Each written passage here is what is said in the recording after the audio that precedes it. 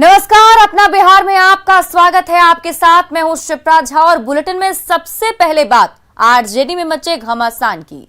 महाभारत मचा हुआ है आरजेडी में, जिसमें आज एक नया मोड़ आ गया है। तेज प्रताप यादव ने सोशल मीडिया पर शेयर की है कविता और महाभारत से पहले कृष्ण के संदेश पर उन्होंने कविता एक पोस्ट की है। दिनकर की कविता तेज प्रताप ने अपने ट्विटर हैंडल से पोस्ट की। कृष्ण के चेतावनी संदेश से तेज प्रताप की चेतावनी जाहिर हो रही है। भगवान कृष्ण की तस्वीर लगाकर कविता को शेयर किया है तेज प्रताप यादव ने। तो आरजेडी में जो महाभारत है उसमें आज एक नया मोड़ सामने आया, जिसमें तेज प्रताप यादव ने भगवान कृष्ण की तस्वीर अपने ट्विटर हैंडल से पोस्ट की, जिसमें उन्होंने दिनकर की कविता की जो तस्वीर है उसे भी पोस्ट की है। तस्वीरें आपके टीवी स्क्रीन पर तेज प्रताप यादव के ट्विटर हैंडल से ये तस्वीरें आज पोस्ट की गई है। कृष्ण के चेतावनी संदेश से तेज प्रताप यादव भी चेतावनी दे रहे हैं विरोधियों को। भगवान कृष्ण की तस्वीर लगाकर ये चेतावनी विरोधियों को देने की कोशिश तेज प्रताप यादव की तरफ से किया गया है। आपको बता दें कि बीते कई दिनों से आरजेडी में घमासान मचा हुआ है। कई सारे आरोप तेज प्रताप यादव अपनी तरफ से लगा रहे हैं और इस पूरे चल रहे महाभारत पर कहीं ना कहीं जो विरोधी दल हैं उनकी तरफ से भी इस पर तंज कसा जा रहा है। तो तेज प्रताप यादव एक के बाद एक कई सारी बातें अपने ट्विटर हैंडल के जरिए लोगों के बीच रखने की कोशिश कर रहे हैं और आज इसमें एक नया मोड़, जिसमें उन्होंने अपने ट्विटर हैंडल से आज भगवान कृष्ण की तस्वीर शेयर की और साथ ही साथ दिनकर की कविता को भी उन्होंने शेयर किया है, जिसमें उन्होंने साफ तौर पर इस लाइन पर ज्यादा ध्यान दिया। मैत्री की राह बताने को, सबको सुमार्ग पर लाने को, दुर्योधन को समझाने को, भीषण विध्वंस बचाने को, भगवान हस्तिनापुर आए, पांडव का संदेशा लाए। दो न्याय अगर तो आधा दो, पर इसमें भी यदि बाधा हो तो दे दो केवल 5 ग्राम, रखो अपनी धरती तमाम। हम वही खुशी से खाएंगे, परिजन पर असी न उठाएंगे। दुर्योधन वह भी दे न सका, आशीष समाज की ले न सका। उल्टे हरि को बांधने चला, जो था असाध्य साधने चला। जब नाश मनुज पर छाता है, पहले विवेक मर जाता है। हरि ने भीषण हुंकार किया, अपना स्वरूप विस्तार किया। डगमग डगमग दिग्गज डोले, भगवान कुपित होकर बोले। जंजीर बढ़ाकर साध मुझे, हाँ हाँ दुर्योधन बांध मुझे।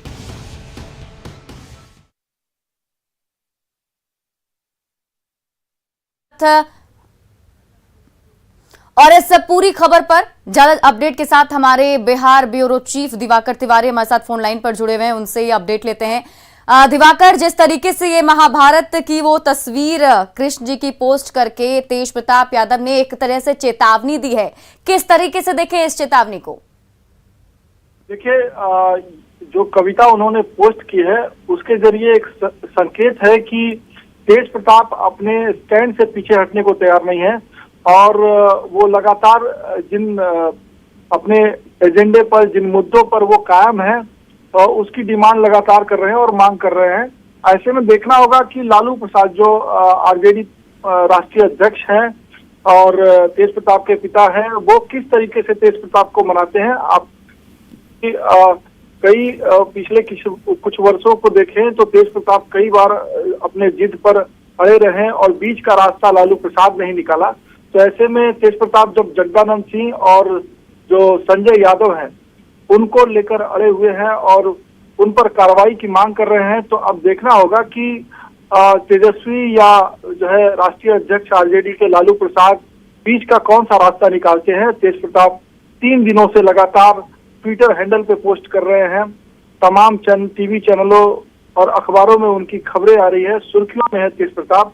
और तेज प्रताप आकाश यादव की वापसी चाहते हैं और साथ ही जगदानंद सिंह पर कार्रवाई चाहते हैं। संजय यादव के खिलाफ लगातार वो बयान दे रहे हैं और हालांकि उन्होंने अभी एक दिन पहले ही उन्होंने एक तस्वीर भी पोस्ट की है, जिसमें उन्होंने कहा कि चाहे जितना षड्यंत्र रचो, कृष्ण अर्जुन की ये जोड़ी को तोड़ नहीं पाओगे। यानी कि वो सीधे सीधे इशारा कर रहे हैं संजय यादव पे कि संजय यादव जो तेजस्वी के सलाहकार की भूमिका में हैं और वो उन पर कार्रवाई हो और वो मिसगाइड कर रहे हैं तेजस्वी को। तो अब देखने वाली बात होगी कि तेजस्वी पूरे इस परिवार में जो हलचल है उसको किस तरीके से शांत कराते हैं, तेज प्रताप को किस तरीके से शांत कराते हैं और आरजेडी के लिए फिलहाल जो संकट है उसको कैसे दूर करते हैं। जी बिल्कुल, और कहीं ना कहीं जो घमासान है आरजेडी का दिवाकर है वो साफ तौर पर देखने को मिल रहा है और तेज प्रताप जिस तरीके से मुखर होकर अपनी बात को रख रहे हैं और जैसा कि उन्होंने कल भी कहा था और आरोप लगाया कि उनके जो बॉडीगार्ड हैं उनको भी उनके मोबाइल जो है स्विच ऑफ करवा दिए गए और कहीं ना कहीं सीधा आरोप वो संजय यादव पर ही लगा रहे हैं। लेकिन ये समझने की कोशिश करेंगे कि दो भाइयों के बीच में ये संजय यादव का कद इतना बड़ा है कि वो जो कुछ कहते हैं क्या उन्हीं के इशारों पर होता है जिस तरीके से ये आरोप लगा रहे हैं।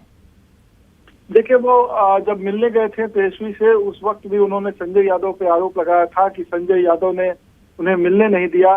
उनका लगातार ये आरोप है कि संजय यादव जो पार्टी की गतिविधियां हैं उसको प्रभावित करते हैं, तेजस्वी को सलाह देते हैं, गलत सलाह देते हैं। उन्होंने जगदानंद सिंह पर पलटवार किया। जगदानंद सिंह ने जिस तरीके से छात्र राजद के अध्यक्ष को हटाया उसको लेकर बिदके हुए हैं तेज प्रताप। और मैं आपको याद दिलाना चाहूंगा कि तेज प्रताप इसी तरीके से जो तेजस्वी के निजी सहायक थे मणि, उनके खिलाफ उन्होंने मोर्चा संभाला था और मणि को फिर पर्दे के पीछे जाना पड़ा। जो लगातार तेजस्वी के साथ दिखाई देते थे अब वो नहीं दिखाई देते हैं।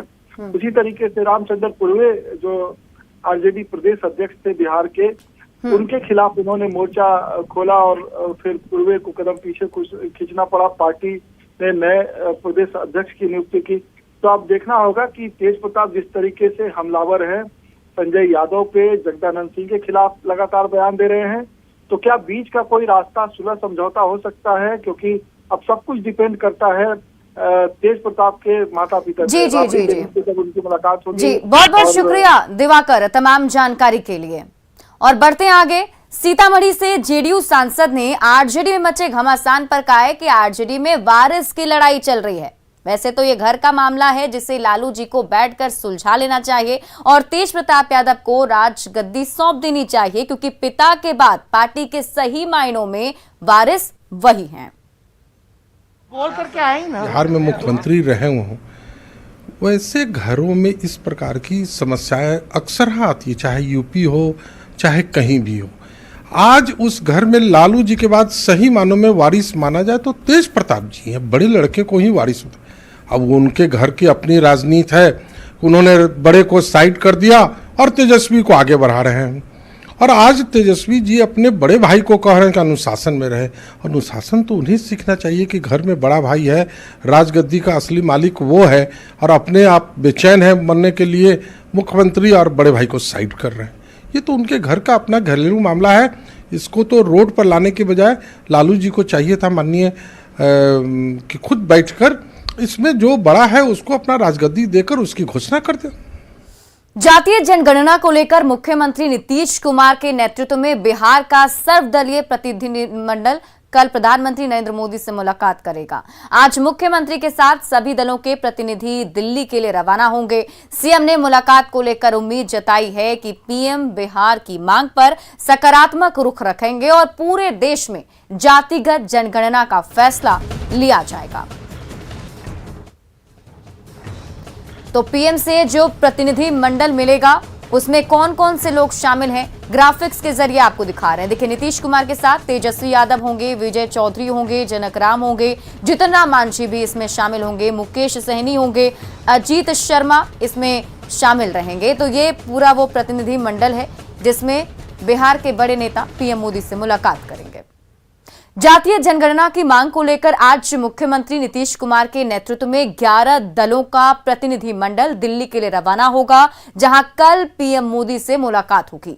बिहार में इस मुद्दे पर लगातार सियासत हो रही है। बीजेपी सांसद रामकृपाल यादव ने कहा कि जब केंद्र में यूपीए की सरकार थी तो क्यों नहीं जातीय जनगणना कराई गई। वहीं कांग्रेस ने कहा कि पीएम से मुलाकात के बाद बात बनेगी, ऐसी उम्मीद कम ही है। जनगणना जो है एक गंभीर मुद्दा है, संवेदनशील भी मुद्दा है और ये बहुत दिनों से इसकी मांग हो रही है। यानी पिछली सरकार जब थी यूपीए की, उस समय भी लोगों ने किया था, मगर उस सरकार ने उसको जातीय जनगणना जरूर करवाया मगर प्रकाशित नहीं किया। अब इस बार वही जो सरकार में जो लोग थे फिर इस बात को उठा रहे हैं, जातीय जनगणना हो। मगर ये वक्त जब चुनाव का वक्त है, उस समय क्यों उस मुद्दे को उठाया जा रहा है भाई? इस मामले में स्पष्ट रूप से कह दिया कि जातीय जनगणना नहीं कराएंगे। तो मुख्यमंत्री नीतीश जी ने जो इनिशिएटिव लिया कि सभी पार्टी के लोग जाएं, उसे नेता प्रतिपक्ष ने भी अलग से पत्र लिखा। तो एज ए विपक्षी पार्टी होने के नाते और हम सब की चूँकि उसमें सहमति है, कांग्रेस पार्टी के भी प्रतिनिधि उसमें जा रहे हैं और हमारी अपेक्षा है कि प्रधानमंत्री पूरे बिहार की आवाज़ को सुनने का काम करेंगे और जातीय जनगणना कराएंगे। अगर उनकी नीयत साफ होगी तो मुझे ये अपेक्षा है कि बिहार में जातीय जनगणना होगी, और अगर नीयत साफ नहीं, मन में कुछ खोट है तो पता चल जाएगा। सहरसा में लगातार हो रही बारिश से थाना चौक स्थित बिहार खाद्य निगम कार्यालय में जलजमाव हो गया है। गंदे और बदबूदार पानी का ठहराव कई दिनों से होने की वजह से कर्मचारियों को भारी परेशानी हो रही है। किसी तरह कर्मी कार्यालय में बैठकर कार्यों को निपटा रहे हैं। एसएफसी कार्यालय का जायजा लिया संवाददाता अनुभव सिंह ने। अभी ये मौजूद है थाना चौक स्थित जो है एसएफसी कार्यालय में। आप देख सकते हैं यहाँ पे जो है जल जमाव की समस्या जो ये कैंपस की का हालात है। यहाँ पे कई दिनों से जो है लगातार हो रही बारिश की वजह से जो है जल जमाव की समस्या। हालात ये है जो पानी जो है यहाँ का सड़ने लगा है और कर्मी जो है इसी में किसी तरह जो है काम करने के लिए मजबूर है। आप देख सकते हैं किस तरह जो है कार्यालय में जो पानी लगा हुआ साफ तौर पर हम दिखाना चाहेंगे। अब देखा भी जा सकता है जो गंदा पानी जो का ठहराव जो है यहाँ पे कई दिनों से है, लेकिन जो निकासी का कोई व्यवस्था नहीं है। मेरे साथ यहाँ के कुछ कर्मी मौजूद हैं, उनसे बात करना चाहेंगे। हाँ, ये बताइए किस तरह की परेशानी हो रही है आप लोगों को?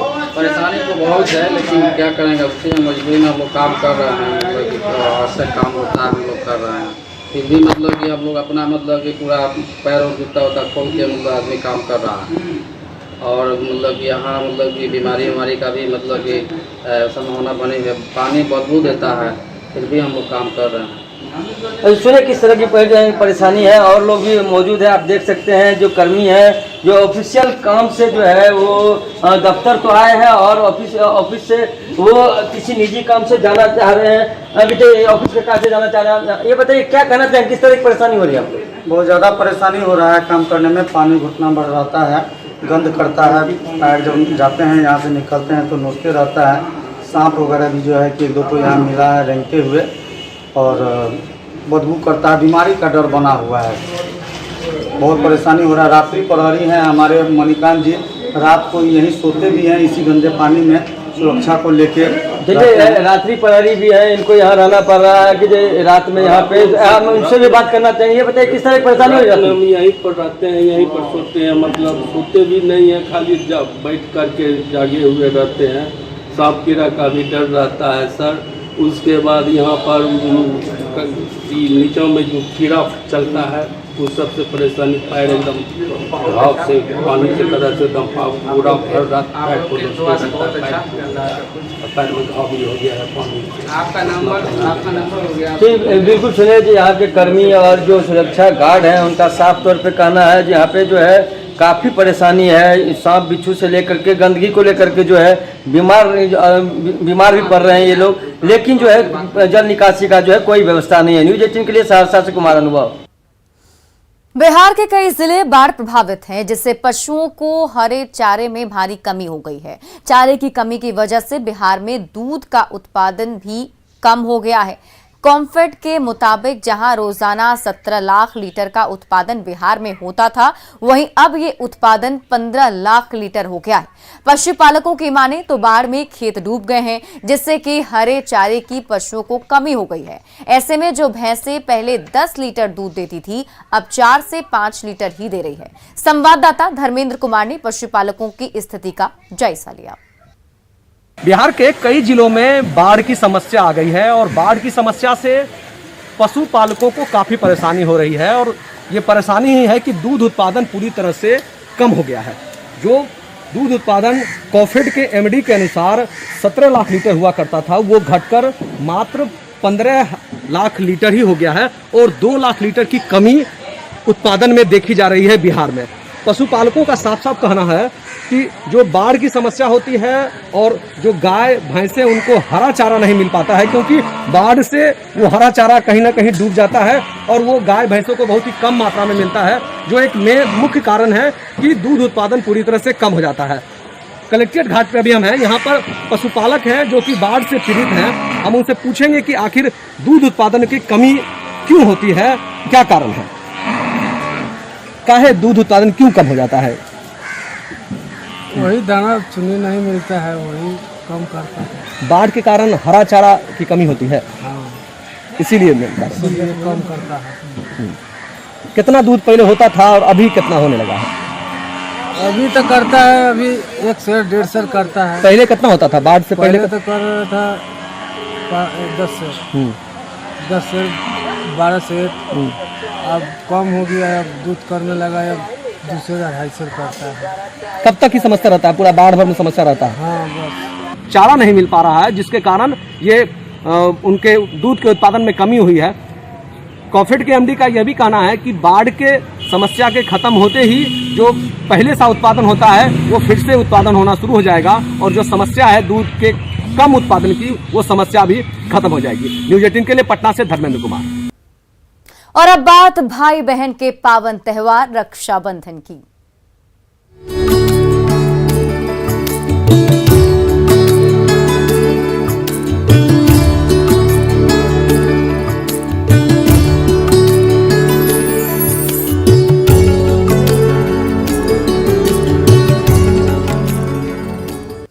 बिहार के मुख्यमंत्री नीतीश कुमार ने रक्षाबंधन के मौके पर हर साल की तरह वृक्ष को राखी बांधी और हरियाली का संदेश दिया। सीएम ने रक्षाबंधन के मौके पर बिहार वासियों को रक्षाबंधन की बधाई भी दी।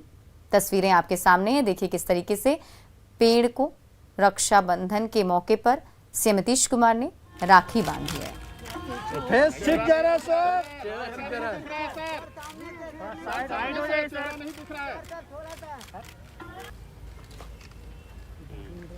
बंधन है, इस अवसर पर आप सब लोगों को बधाई है। पहले हम लोगों ने अपने बिहार में वृक्ष रक्षा दिवस के रूप में इसको मनाना शुरू किया।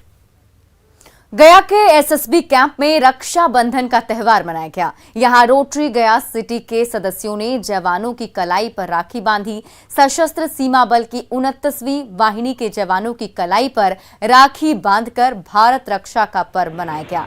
बहनों ने कहा कि जो जवान रक्षाबंधन पर अपनी बहनों से दूर हैं, उनकी कलाई भी सूनी नहीं रहेगी।